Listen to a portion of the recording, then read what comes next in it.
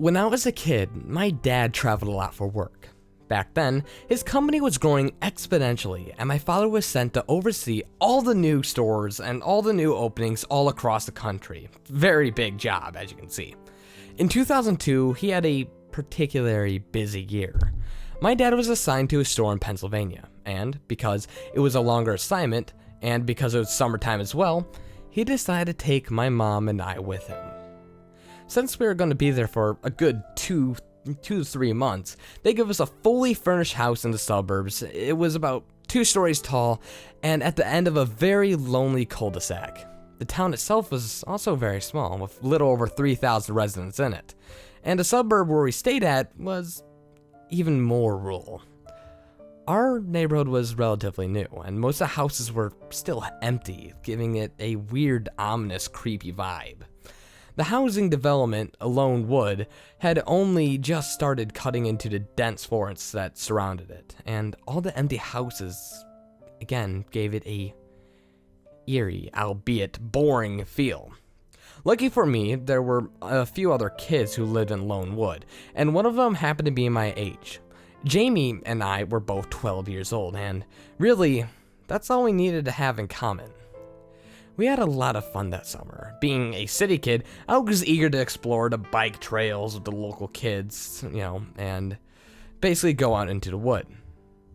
The city of Middlesburg was a very old town, which was incorporated sometime in the early 1800s. The town itself had tons and tons and tons of history, but nothing really to do. One particularly boring Sunday, Jamie and I even went to the town museum. It was pretty boring to be expected until we heard some kid ask the employee about the lost town. The employee replied that it was simply just a legend, but that was enough to pique my curiosity. I quizzed Jamie about it, but he didn't seem to know much about it either. It was a full 5 weeks into summer before I even finally got some of my questions answered. Jamie and I were building a bike ramp over a narrow stream late one afternoon, and that's when we saw a group of 5 teenagers boisterously heading out into the woods. They're carrying flashlights and beer, several of them trying to scare the girl in the group into heading back. I wonder where they're going, I mused as I glanced over at Jamie. He stood up and wiped his brow. I think I know where they're going. Where? I stood up and dusted off my shorts. The novelty of living in a small town had weeks ago given way to boredom, and I jumped on anything that sounded even remotely interesting. They're looking for the lost town. Okay, seriously, what is that? I know you know more than you're letting on. I need to know, Jamie. I need to know. At that point, I took a hold of his shoulders and shook in mock hysteria, and he promptly stumbled over for balance.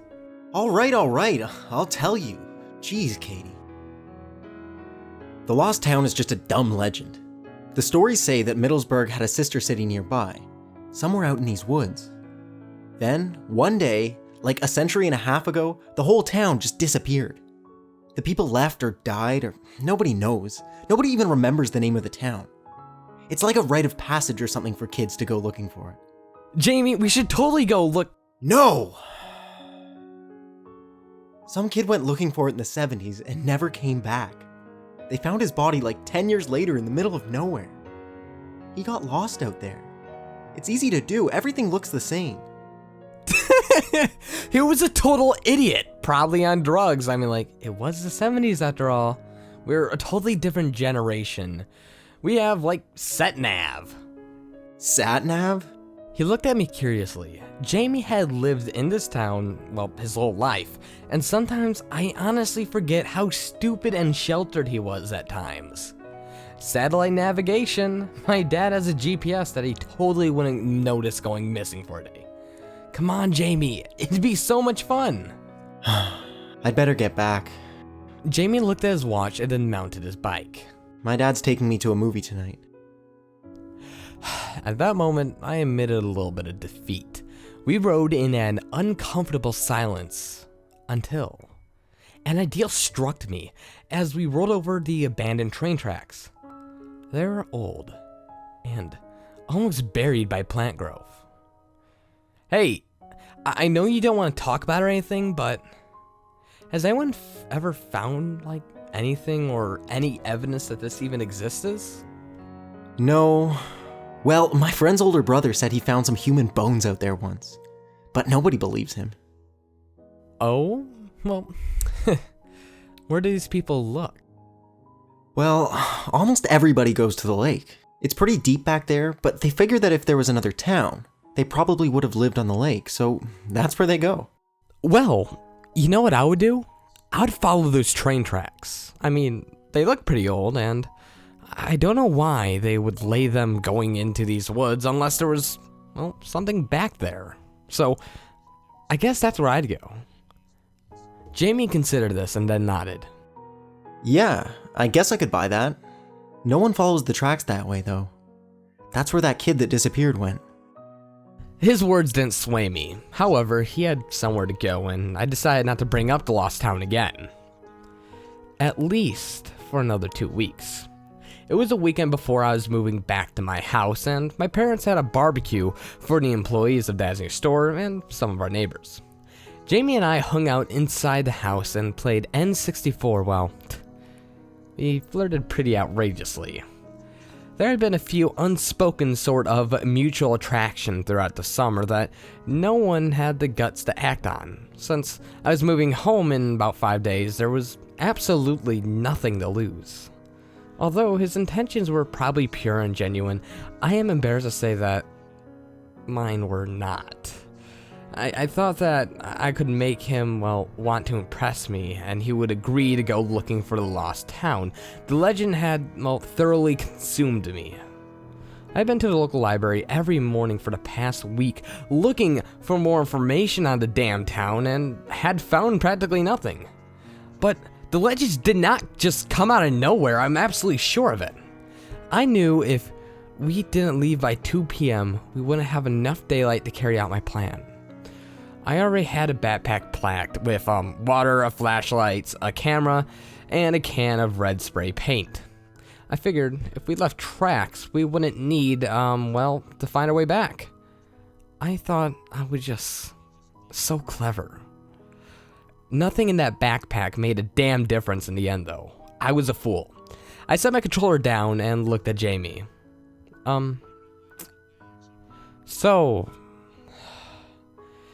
Do you want to check out those woods for the last time? I raised an eyebrow at him and gave a flirtatious smile. Yeah. I mean, yeah, you know, if you want to, that's cool. When he first started speaking, he excitedly jumped up off the couch, and then embarrassed, he cast his eyes down on the floor and tried to give that cool guy act. Cool, let's go! I grabbed his hand and quickly ran out the door, grabbing my strategically placed backpack on the way. Jamie didn't even notice it. He was walking faster than I was when we had gotten a decent pace, into the forest. Jamie and I turned around and looked briefly at, my face before casting his eyes onto the ground. He rubbed the back of his neck and said a rather cute thing to me. I've actually, wanted to kiss you all summer. I was stunned to silence, absolutely dumbfounded that Jamie had the guts to say anything like this. I knew I needed to fill the awkward silence left in his wake, so I did the only thing I could think of. I leaned and I kissed him. It was sort of awkward at first, considering it was his first kiss for two 12-year-olds, but it made me feel warm, and the scent of butterfly swirling in my stomach made it all the better. So, I actually really did like Jamie. How about that? I let him go, and his face was the same shade of red as mine was, as I imagine at least.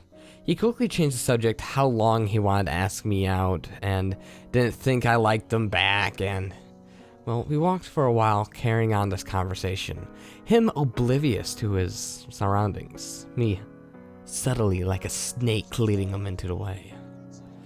It took him stumbling over the tracks to break off his monologue, and then he finally noticed the backpack. He had looked at me as if I punched him in the face. You can't be serious.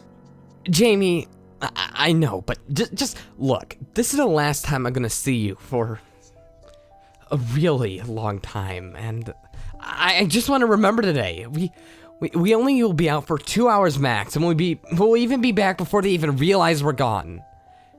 Jamie stared at tracks for a minute, and seemed to be considering it all in his mind, and well, I held my breath and felt a deep sense of guilt until he finally let out a deep sigh. Okay. Oh my god, Jamie, He held up a finger, cutting me off.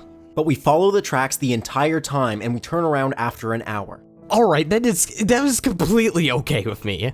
I was so excited that I hugged him. It would be the first and last time I ever did. As we walked, we talked about all sorts of mundane things, only stopping to make sure that we're still on the tracks. Felt like we've only been walking for 45 minutes, but when Jamie checked his watch, it had been 3 entire hours. That's weird. It hasn't been 3 hours. It says it's 5 o'clock. I swear we left after 2. It can't be 5, dude. I swear your watch is busted or something. I gave him a playful shove.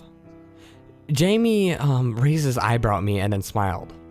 Even so, we should probably turn around. He wasn't wrong. The sun was setting and the shadows were long around us.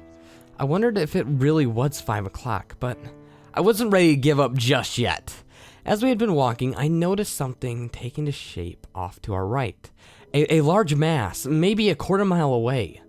It was denser than the area around it, and it seemed to be clean, mad-maned lines, all that fun stuff. Jamie, look! He turned around and... Yeah, I was hoping you hadn't noticed it. It's a long way off, though. We would never find the tracks again. I'd like to beg your pardon, but yeah, we would. Check it out. I triumphantly pulled out a can of spray paint out of my backpack. It's for the trees. He took the can and shook it, and then made an experimental X on the nearby tree. Okay, but I get to do the spraying. I didn't argue. The closer we got to the mast, the more it took shape. First, we could tell it was a building, then a church. By the time we got to the front door, we were looking at a very old and dilapidated chapel. Remembering my camera, I took a picture of the wooden plaque over the door. Whatever had been written on it had gone long ago, worn away with age and, the effects of the weather elements going against it. We walked around the church in awe. The building was small, maybe 500 square feet. The windows were surprisingly all intact, but cracked with dirt and grime, that we couldn't really see anything inside. How do we get in? I asked quietly. I don't know, but we're gonna figure it out. Wait until my brother hears about this. I mean, holy shit, look at this place. His excitement was enough to inspire me, so I went over to the front door, and I tried to pull on the pull handle, but try as I might, we couldn't seem to get the door open. It must be locked or something, I asked as I watched Jamie struggle with it. Yeah, maybe. I mean, it must be. There was a door around back, though. The door at the back was a lot more sympathetic and let us in with relative ease. We were standing in a small room with an old wooden desk attached to a wall. There was a small fireplace and old portraits that hung up around the tiny office. The people in the pictures were standing in front of the same maroon background and simply looking down at us disapprovingly. The books were scattered everywhere, most in a language I had yet to see in my entire life or see even recreated. The floor was covered in dirt and a pair of old shoes which were laying haphazardly in one of the corners. Whoa. Yeah. Whoa. I looked over at Jamie with a huge smile on my face. He was holding up a cross and a piece of paper. What is it? It's a list of names. There's like 60 people on this list. Maybe it's a town census. Let me see. I pulled out my flashlight out of my backpack and shined it onto parchment. Deepwood. Do you think these are all the names of the people in the towns? All these names are crossed out. all except one. I pointed out the name at the very bottom. Maybe it was the plague. What? You think this is a list of the dead? Jamie shrugged. It makes just about as much sense as anything else. I walked over to the desk and leaned against it. Why do you think they left? I mean, look, there's a jacket or something on his chair and shoes over there. The town pasture or whatever. He just took off and left everything like it is. Or he died. Yeah, died.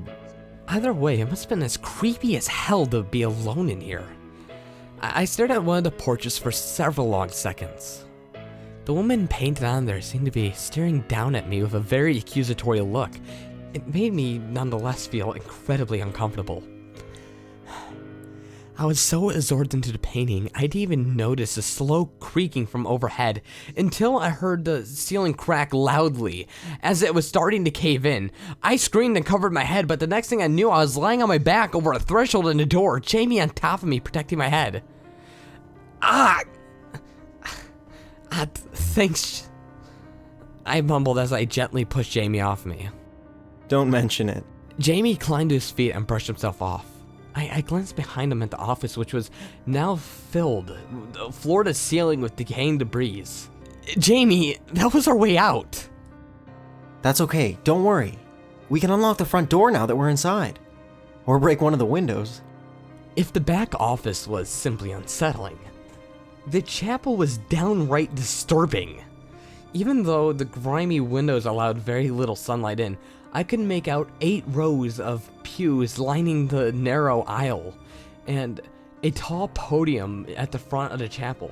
Jamie and I stumbled around the small nave, breaking windows on either side with pieces of wood we had found. The sun was still setting, and I wondered how much of a difference the muted light would make. When I broke the last window on my side, I turned back to survey the chapel, disappointed that the lighting wasn't much better. The room itself seemed to repel light as if we were in a dark singularity. The wooden pews were completely rotted, and in fact the wood that we had used to break the church were a leg stand from one of the front rows on the aisle side in between the rows and pews, which was littered with leaves and rotting wood. But that was nothing. Nothing compared to what sat on the altar.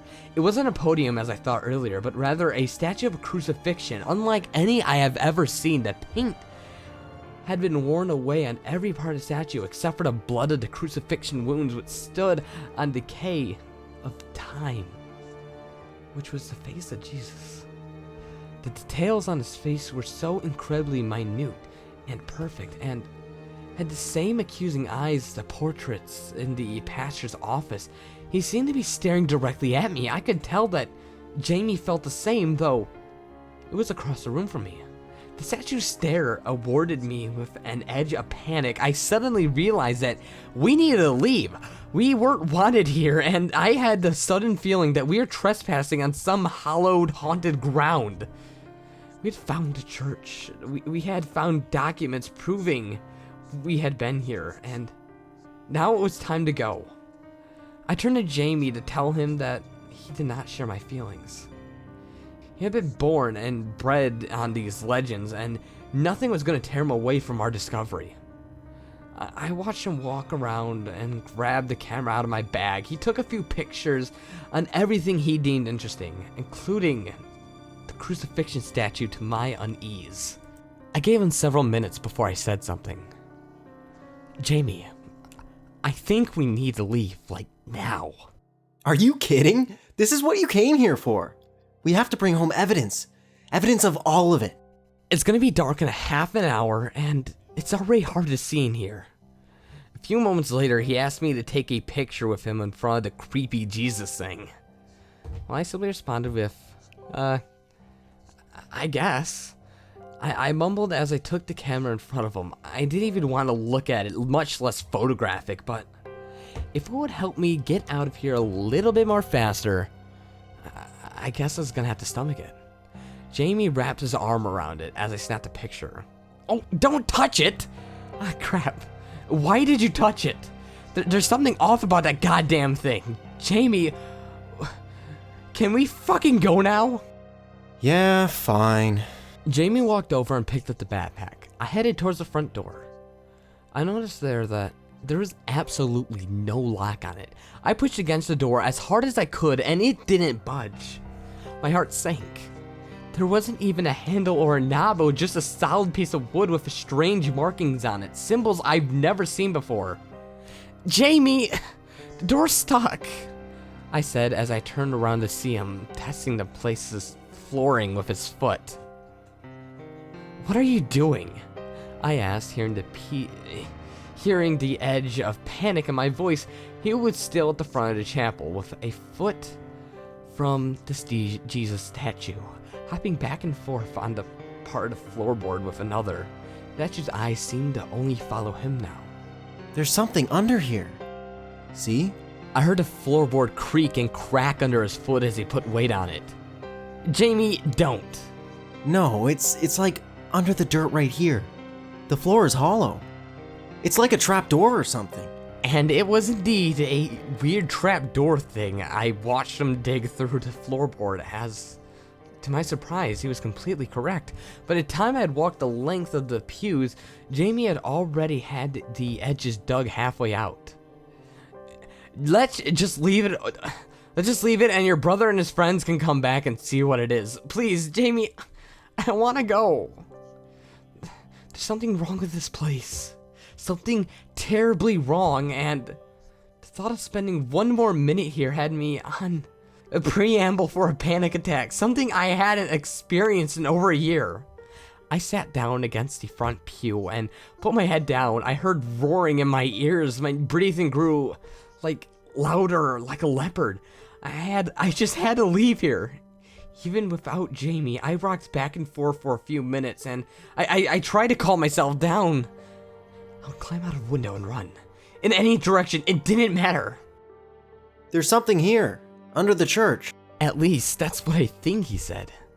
But I better remember the horror that I felt as I started to stare down the hole that Jamie had opened. 2 minutes. We go down, we take a couple of pictures of whatever's down there, and we come right back up and leave. Just 2 minutes, Katie. That's all I'm asking. I wanted to say no. I had intended to. But I felt myself slowly nodding as Jamie pulled me to my feet. To this day, I have no fucking clue why I agreed, but I suppose that what happened down there didn't happen to Jamie alone. We're gonna come back with the story of the lifetime. What if there's gold down there, or like valuable paintings or gold or something? We would be rich, so rich that your family could stay here. You could buy the house you're living in and come to school with me in September. That managed to calm my nerves just a little bit. I managed a small smile, and of all the things I could think of buying with the wealth, Jamie's first thought was to keep me here with him. And he was right. There could have been anything down there amongst the old stuff that was valuable. I took up a deep breath and 2 minutes. That's it. 2 minutes. As we leaned over the trapdoor, I peered down. The first thing we noticed was an intense heat emitting upwards from the hole. The second was a strangely out of place spiral staircase leading into the depths below. Jamie rolled a flashlight over to me with his foot. I picked it up and pulled a lighter out of his pocket. Ladies first. No way. You found a door, you go first. Between the black staircase and heat, I feel like we're descending directly into hell. I swear to God, I am not going first. I crossed my arms and I glared at him to reinforce my point. Jamie simply shrugged and stepped into the staircase. I took several deep breaths as I watched his head disappear into the darkness below. I almost didn't follow him, but I was still deciding when he yelled at me to shine the flashlight down the stairs so I could see. I started running down the stairs after him. They went down a little farther than I thought, and it became warmer and warmer the further down we went. When we finally reached the bottom, I was holding back what threatened to be a massive anxiety attack. We were further beneath the church than I thought would ever be possible. It was hot and muggy and difficult to breathe. Hoping to get this over with as fast as possible, I swung the flashlight around the chamber, hoping to reveal the hidden treasure that lurked within, but what I fucking saw there, I can never describe. Though I have tried many times, the room was entirely empty save two things. One was a desk in a corner, much like the pastor's office. The desk. Then there was a second statue. This one was roughly 12 feet tall and remains to this day the most terrifying thing I've ever seen, to put it mildly. It was some sort of demon that towered over us, such as I could only see the bottom of his jaw where I was.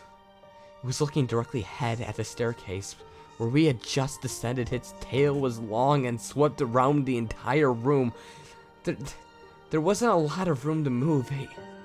It had claws like any modern depiction of a demon. As I moved around the chamber to view its profile, I noticed horns as well. Neither I nor Jamie spoke as we shuffled around the rooms on our backs to the wall. As far away as the demon as physically possible, I stepped carefully over his tail to make my way back and came around to the other side of the statue. I couldn't take my eyes off of it. I couldn't trust the goddamn thing. If the statue upstairs seemed to bleed, what the hell could this one do? As I eyed the talons on his gigantic stone feet, Jamie broke the silence. Can you even believe this shit?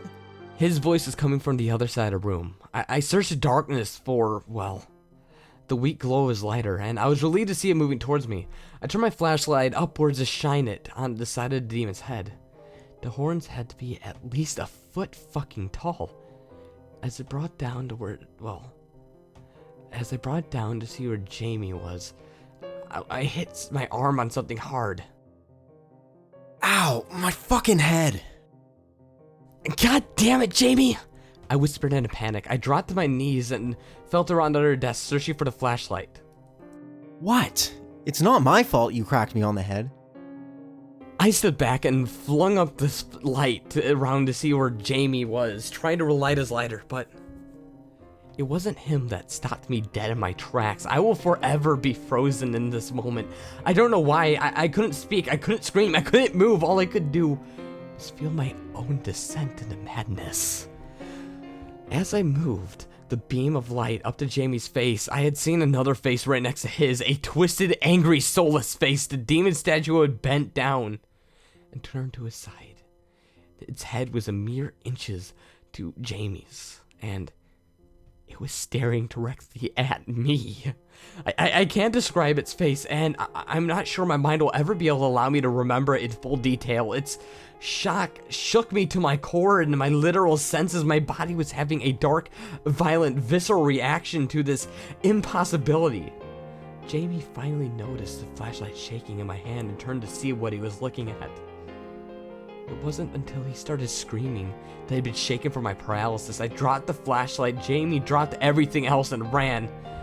We took 2 to 3 stairs at a time. Jamie was pushing me up ahead of him. The hallway above, we slipped through, both tumbling down halfway the fucking thing. In that horrible moment, we heard the grinding of stone against stone. We knew that statue was fucking moving. Jamie screamed out, but I was mute, too horrified to make it even little squeak. We got up and kept climbing, and never taking our eyes off the small dying light above us, our only salvation now. We were almost at the top when we first heard it on the stairs. It was so large and heavy, the entire staircase shook on its impact. Terrified that the stairs would come crashing down, we'd be left alone with it below. Jamie pushed me up above the opening. He climbed out after me and tried to slam the door shut, but somehow it was stuck.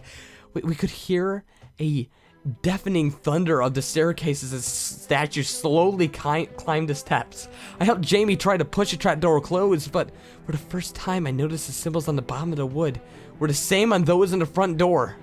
Before I could even comprehend this, I noticed the demon starting to penetrate the shaft of light in the staircase below. It was coming!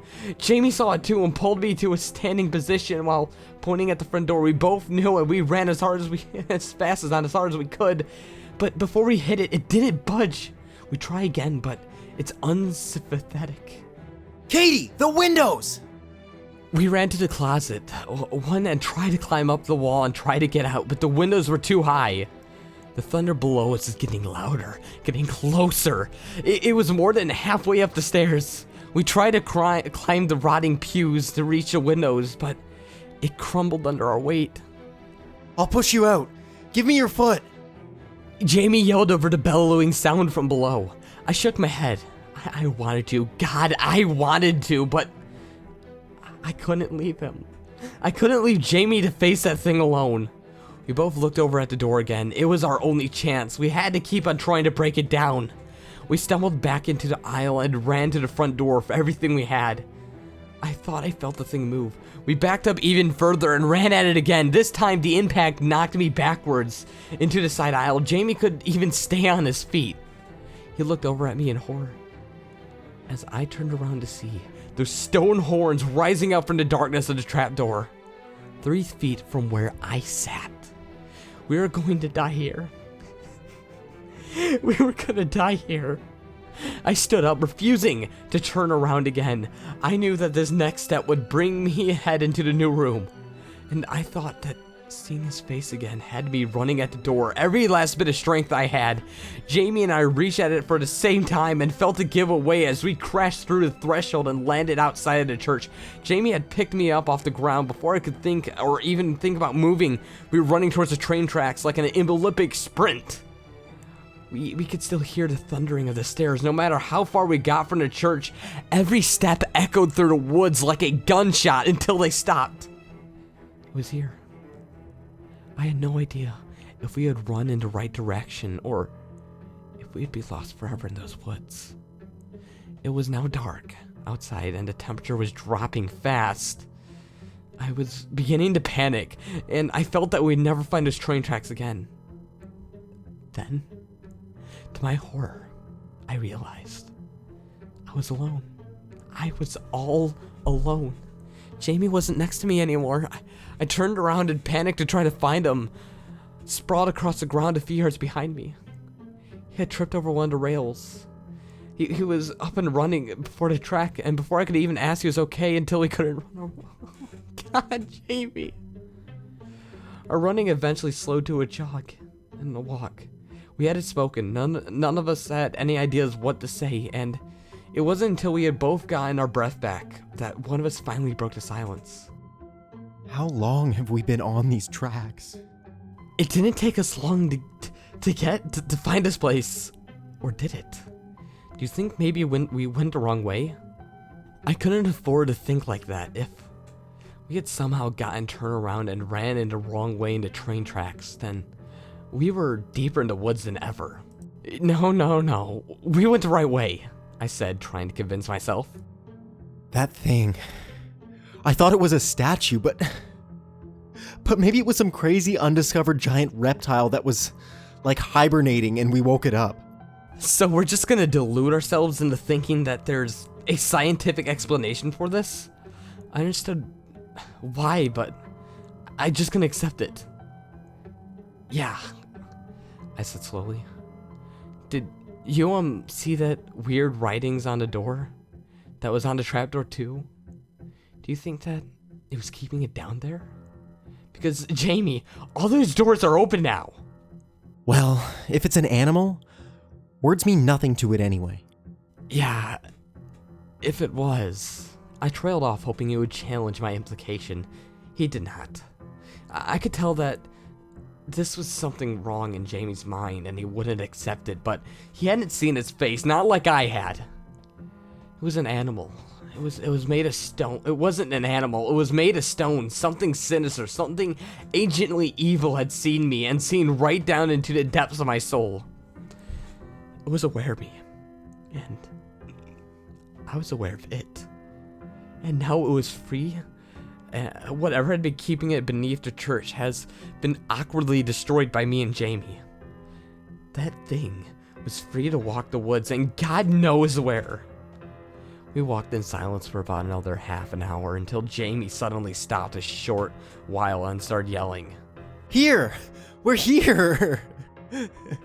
He booked it down the tracks towards a swarm of flashlights. I followed closely behind him. As soon as Jamie reached his parents, he collapsed. Well, I ran into my mother's arm and cried like a child. I couldn't hold it together anymore. The police report says that we were found at 4 a.m. By our sense, in time. That was about 3 hours after the sun had set. And we'd actually spent less than an hour in a chapel, and yet it seems we lost 10 hours there. We never told anyone what we actually seen or where we actually had been, or that we actually found the lost city of Deepwood. We simply said we went for a walk to the lake and got lost in the woods. My family left Middlesburg the following Monday, 2 days ahead of schedule. My father had another store to open, and there's really no reason to wait, right? Jamie didn't come to say goodbye to me, and after I left Middleburg, I never saw him again.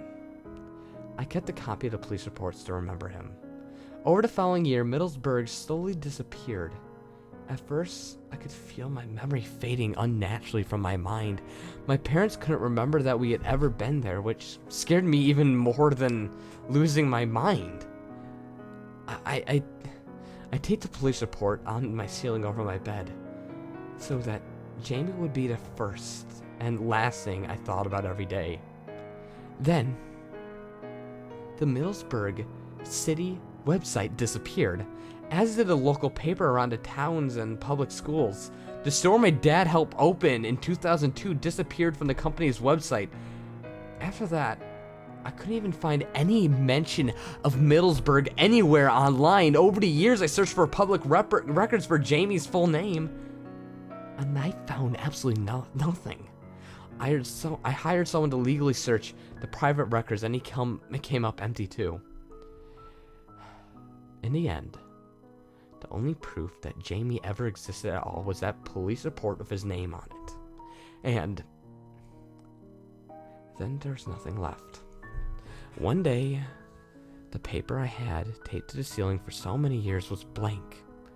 I remember that what it was and what it looked like before, and now it was an old withered piece of blank paper. All that remained of Middlesburg and its people is what lived in my memories, and as I'm writing the story down and uploading it on the internet, once it's on the internet, it can never die, right? Or perhaps one day it will just disappear and no one will remember seeing it, or I wouldn't remember writing it. Dear God, it just dawned on me. My memories are so whittled away that I am at risk of losing them. And the only hope that this can end with Middlesburg is if that has moved on to another town. Or who knows? Who would even remember? I'm sorry, I wish I had all the answers, but all I have are questions.